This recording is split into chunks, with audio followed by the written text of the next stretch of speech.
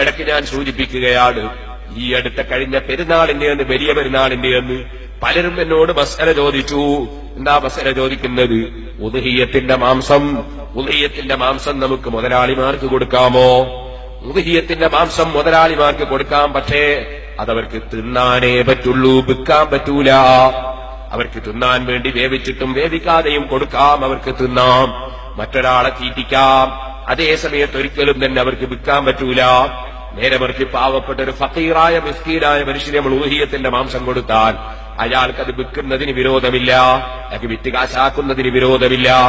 ഇതുപോലെ തന്നെയാണ് സുഹൃത്തുക്കളെ ഉദ്ഹിയ്യത്തറുത്ത വസ്തുവിന്റെ തോല്.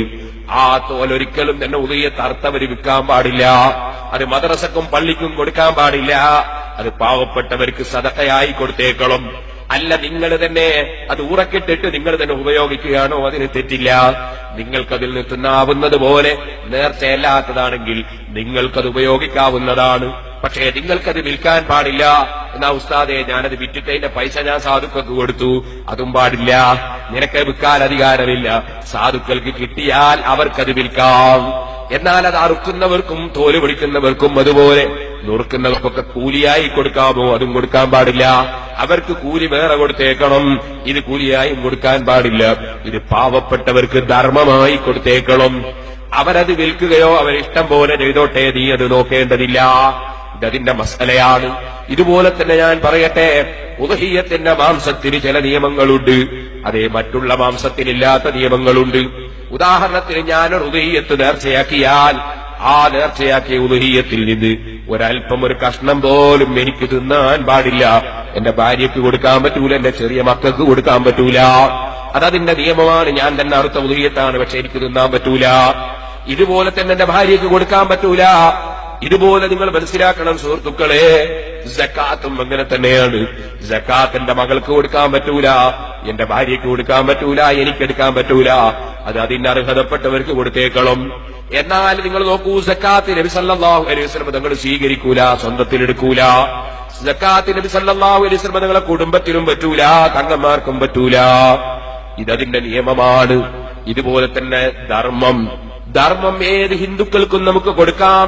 നമ്മോട് സൗഹാർദ്ദത്തോടെ ജീവിക്കുന്ന ഹിന്ദുക്കൾക്ക് ധർമ്മം കൊടുക്കാം, ക്രിസ്ത്യാനികൾക്ക് ധർമ്മം കൊടുക്കാം, തെറ്റില്ല. അവർക്ക് ഭക്ഷണം കൊടുക്കാം, വസ്ത്രം കൊടുക്കാം, മാംസം കൊടുക്കാം, തെറ്റില്ല. പക്ഷേ സക്കാത്ത് അവർക്ക് കൊടുക്കാൻ പാടില്ല. സക്കാത്ത് തങ്ങന്മാർക്കും കൊടുക്കാൻ പാടില്ല.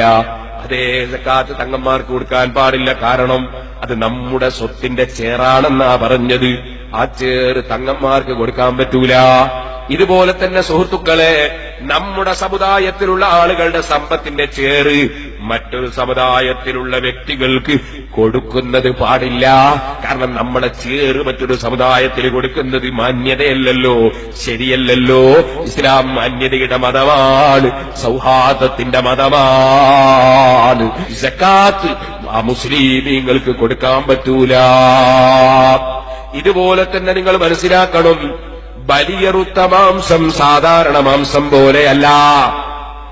ബലിയറുത്ത മാംസം സാധാരണ മാംസം പോലെയല്ല. നമ്മൾ സാധാരണ നിലക്ക് ആട്ടിനെറുത്താൽ, കോഴിയെറുത്താൽ, പോത്തിനെറുത്താൽ അതിന്റെ മാംസം വേവിച്ചിട്ടും വേവിക്കാതെയും ആ മുസ്ലിമീങ്ങൾക്ക് കൊടുക്കാം. എന്നാൽ സുഹൃത്തുക്കളെ, ഇതുപോലെ ഒരു അമുസ്ലിം സഹോദരൻ ഒരു മുസ്ലിയാരെ കൊണ്ടൊരു കോഴി ഏർപ്പിച്ചു, ഒരു മൂമിനായ മനുഷ്യനെ കൊണ്ട് ഒരു ആട്ടിനെ ഏർപ്പിച്ചു. അദ്ദേഹത്തിന്റെ കാശ് കൊടുത്ത് അദ്ദേഹം വാങ്ങിയ ആട്ടിനെ, അല്ലെങ്കിൽ അദ്ദേഹം പോറ്റിയ ആട്ടിനെ അദ്ദേഹം ഒരു മുസ്ലിയാരെ കൊണ്ട്, അല്ലെങ്കിൽ അറബ് അറിയുന്ന ഒരു മൂമിനായ മനുഷ്യനെ കൊണ്ട്, മൂമിനീങ്ങൾക്കല്ലേ ഇസ്ലാമിന്റെ ചിട്ടയനുസരിച്ച് എങ്ങനെ അറുക്കണമെന്ന് അറിയുള്ളൂ, അവർക്കല്ലേ ബിസ്മി എല്ലാം അറിയുള്ളൂ, അവരല്ലേ ബിസ്മി ചൊല്ലുള്ളൂ. അങ്ങനത്തെ കുറെ സംഗതി ഉണ്ടല്ലോ, മതത്തിന്റെ ചില കർമ്മങ്ങൾ.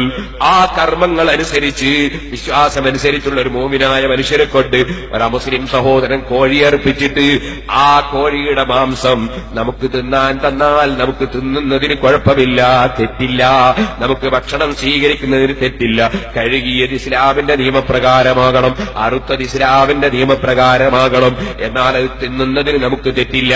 അത് അമുസ്ലിമിന് മാത്രമുള്ള നിയമമല്ല, മുസ്ലിമായ നമ്മൾ അറുക്കുകയാണെങ്കിലും ഇസ്ലാമിന്റെ നിയമപ്രകാരമായിരിക്കണമല്ലോ. അതുപോലെ തന്നെ കഴുകുന്നത് ഇസ്ലാമിന്റെ നിയമപ്രകാരമായിരിക്കണമല്ലോ. ഇരിക്കട്ടെ, അങ്ങനെ ഇസ്ലാമിന്റെ നിയമപ്രകാരം നമുക്ക് കിട്ടിയ മാംസം നമുക്ക് തിന്നാം. എന്നാൽ ഒരു മുസ്ലിം സഹോദരൻ അവന്റെ ദേവാലയത്തിൽ വെച്ച് ബലിയർപ്പിച്ച ഒരു കോഴി, അവന്റെ അമ്പലത്തിൽ വെച്ച് ബലിയർത്ത ഒരാട്, അതിന്റെ മാംസം നമ്മക്കവൻ തിന്നാൻ തരുവോ? തരൂല. തിന്നാൻ പറ്റുമോ? പറ്റൂല. എന്തുകൊണ്ടാണ് അവൻ തരാത്തത്? അവനറിയാം എന്റെ മതാചാര പ്രകാരം ബലിയെറുത്ത മാംസം മുസ്ലിമിന് കൊടുത്താൽ അത് മുസ്ലിമിയർക്ക് ഇഷ്ടപ്പെടൂല, അവര് തിന്നൂല, അവർക്കത് തിന്നാൻ പറ്റൂല. അതെന്റെ ദേവാലയത്തിലെ കർമ്മം നടത്തിയ മാംസമാണ്, അത് മുസ്ലിമിയർക്ക് കൊടുക്കുന്നത് ശരിയല്ല. അതുകൊണ്ട് അവര് നമുക്കത് തരികയില്ല, നമ്മളോട്ട് ക്ഷണിക്കുകയില്ല. ഇതുപോലെ തന്നെ സുഹൃത്തുക്കളെ, നമ്മളുടെ ബലിയർക്കലാണ് ഉദ്ഹിയ്യത്ത് എന്ന് പറയുന്നത്. അത് ബലിയറുക്കലാണ്. അതുകൊണ്ട് ആ ബലി പെരുന്നാൾ എന്ന് പേര് വന്നത്. ബലി പെരുന്നാൾ അത് ബലിയർക്കുന്ന പെരുന്നാളാണ്, ബലിയറുക്കുകയാണ്. ഈ ബലിയറുക്കുന്ന മാംസമാണ് ഉദ്ഹിയ്യത്തിന്റെ മാംസം. ആ മാംസം മുസ്ലിമീങ്ങളല്ലാത്തവർക്ക് വേവിച്ചാലും വേവിച്ചില്ലെങ്കിലും കൊടുക്കാൻ പാടില്ല, അവരെ കൊണ്ട് ഭക്ഷിപ്പിക്കാൻ പാടില്ല. കാരണം അത് നമ്മുടെ മതത്തിന്റെ ആചാരമായ ബലിയറുത്ത മാംസമാണ്. നമ്മുടെ മതത്തിന്റെ ആചാരം അവരെ കൊണ്ട് തീറ്റിക്കുന്നതൊരിക്കലും ന്യായമല്ല, മര്യാദയല്ല. അതുകൊണ്ട് ഇസ്ലാമിൽ ഉദ്ഹിയ്യത്തിന്റെ മാംസം അത് വേവിച്ചാലും വേവിച്ചില്ലെങ്കിലും ആ മുസ്ലിമീങ്ങൾക്ക് കൊടുക്കൽ ഹറാമാണ് കേട്ടോ.